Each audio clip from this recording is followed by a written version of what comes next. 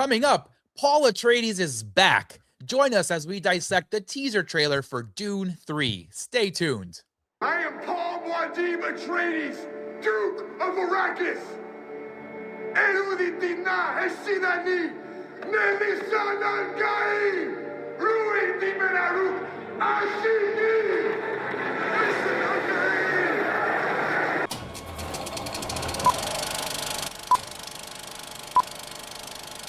Welcome to the Morgue, where we dissect the latest and greatest in the world of entertainment. We are your hosts, Arturo Padilla, along with Mr. Nick Valdez. Before we get started, do not forget to subscribe down below, hit the thumbs up, and hit that bell. That way you know when all these videos are dropping. Tex, how we doing today, buddy? What's going on? Oh man, howdy everybody, howdy Arturo. Let's get into Dune 3, man, or Dune Part 3.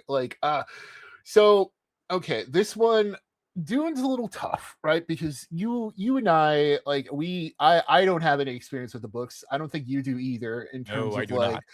And there's 20 of them, so it's kind of like, it's one of those things, right? Of okay, yeah, there's an entire saga out there. Arturo and I don't know it. We're watching these movies along with all of you buddies at home. So unfortunately, where it's like, oh, what does this mean for that? What does this mean for that?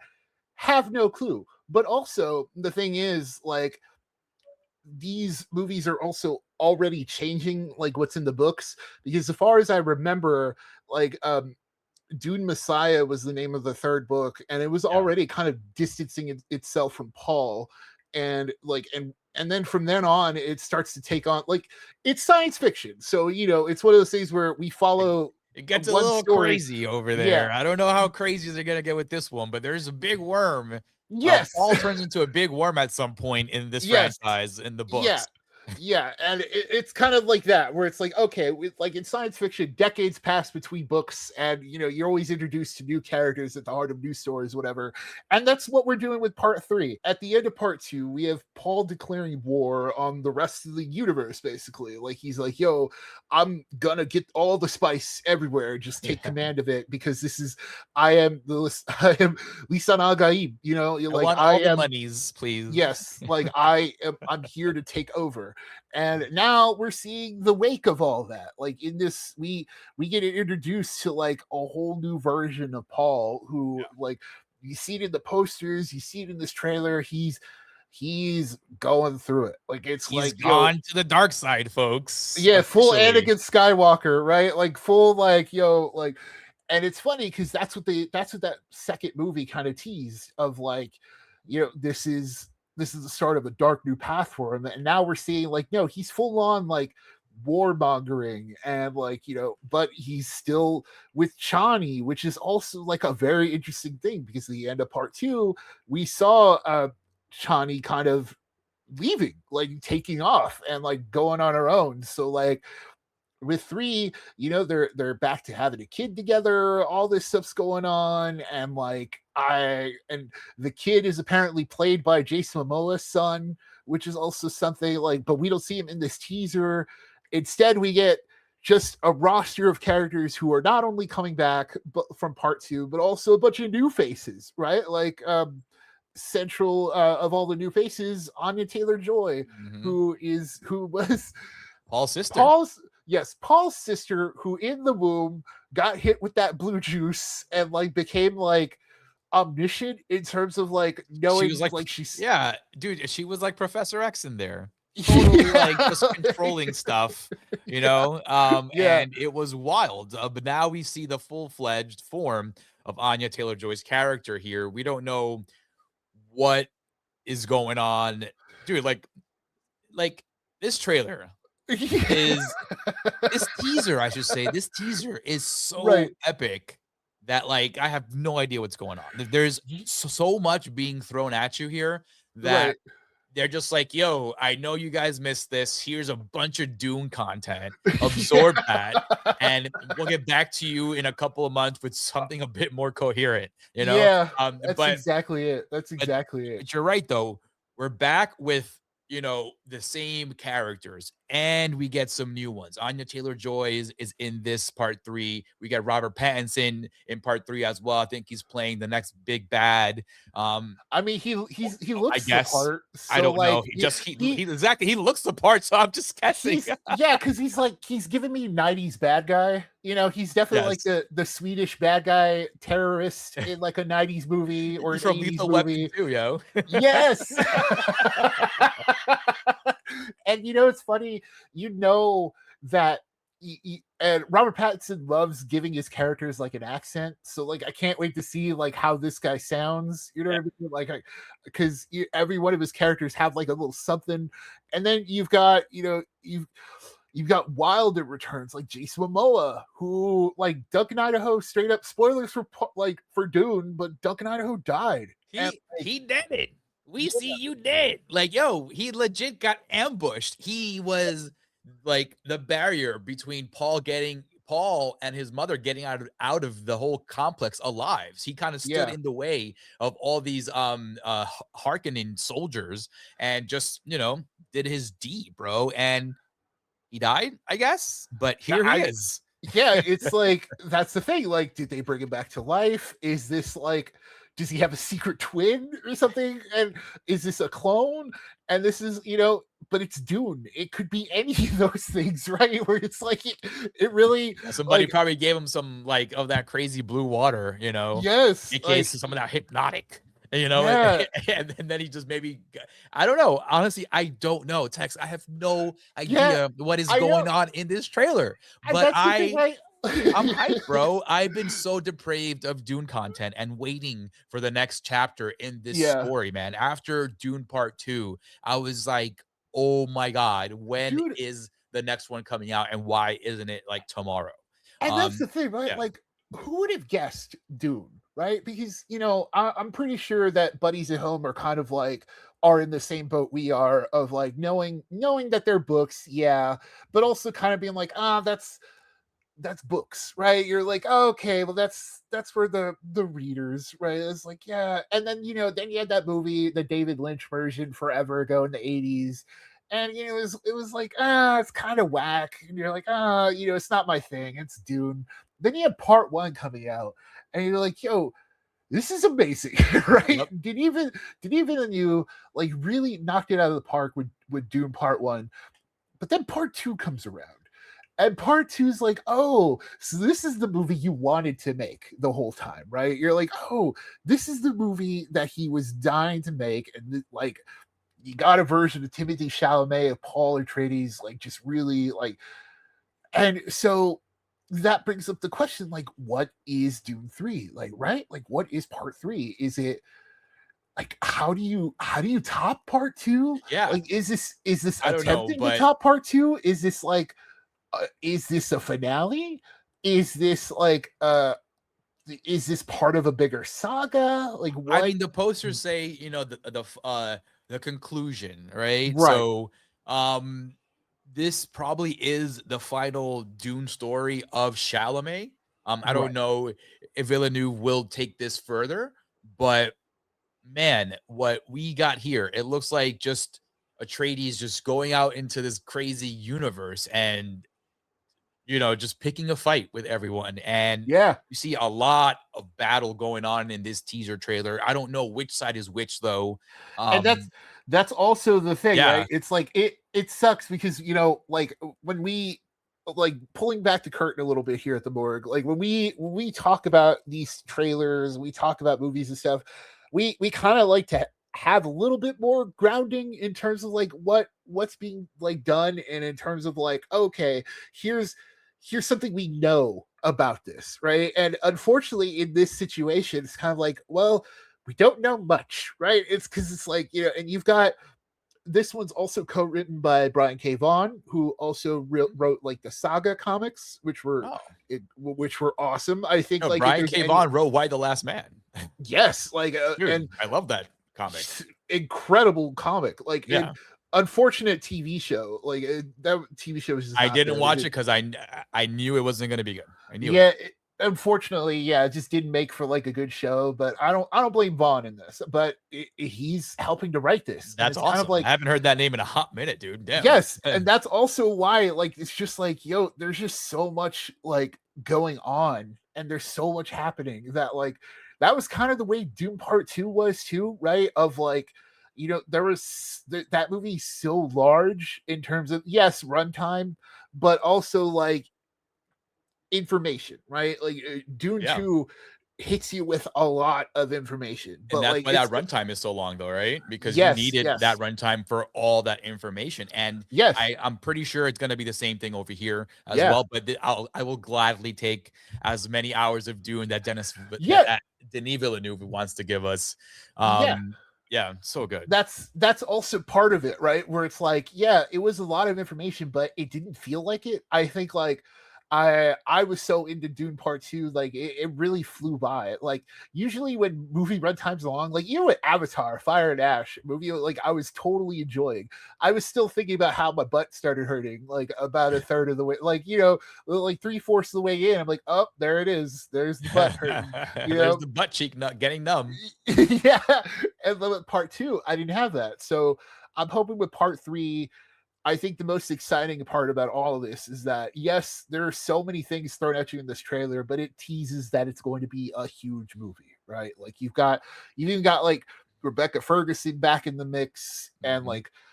and you've got Javier Bardem back in the mix. Lisa Nagaib, who he gave us like the biggest meme of, of He's Part the 2. best. I love his Yeah, character so much. And you know what though, Tex, to your point, um, and the movie being such a big scope and grand scale, um, they need to. They're yeah, coming up against Doomsday this December. right. And no one's budged on release date. So it is the most craziest thing because it's not like Barbie and Oppenheimer where you have two completely different movies, right? Right. Avengers and Dune probably has the same fans, right? Yeah, it's that Venn diagram is Yeah. pretty much a circle at this Yeah, point, right? Yeah. and I am very curious how that all is gonna turn out. You guys have to stay tuned to the Morgue to find out how that all unwinds come Yeah. wintertime, but this movie definitely has to not pull any punches. It has to go Yeah. all out, man, because it is going up against the juggernaut that is Disney and Marvel and what I they're trying to do there, which is trying to ignite a whole new, MCU there. Yeah, it is funny because Marvel's at its weakest right now too. So like, but Warner Brothers locked down the IMAX release date for this thing forever ago. Like, and the thing is, like, they had a full movie made, right? It's like they have their movie. It's not like Doomsday where they're still kind of making it and kind of taping it together as we speak right now. It's Mhm. like, no, this is why we haven't seen anything from it. But look, dude, releasing on the same day, compare the teaser trailers, right? Like, compare this one that felt like it had a ton of information, looked great, had like a style to it. Yes. It had Paul doing the chant like in that language across the entire trailer. Compare that to like the Doomsday trailer teasers, right? Of like, oh, here's a shot of Chris Evans. Here's Thor in the woods. Here Yeah. is two characters talking to one another for 10 seconds. And it's like, no, like, you look at that substance and it's hilarious seeing Marvel not wanting to budge from the release date. And it's funny that the whole Marvel like that whole Marvel machine took another shot at Dune, because these trailers were like, Dune 3 got released with a day before like Spider-Man released, Brand New Day. If please check out that video.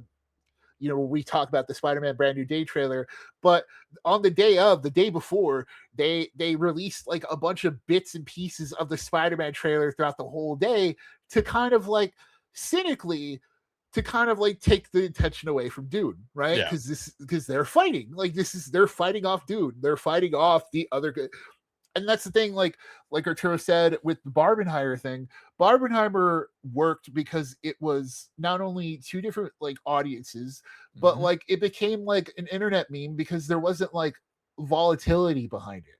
There wasn't Correct. like a marketing push to kill one, right? Like they weren't trying to kill each other. But here it already kind of feels like they're they're going at it of like, yo, we need to be the one that's in IMAX on this day. We need to be the one that's here or whatever. And I don't know, man. This is all to say, wrapping up my end of the conversation here with Dune Part 3. I'm just like, I'm more excited for this than the Marvel stuff. Like, I know at the end of the day, we're probably gonna go see Doomsday first because Doomsday is gonna have the spoilers, right? Because it's like, I don't know, man. I'm gonna have to be in the theater all day, probably, dude. It's like gonna be like 6 hours plus of content.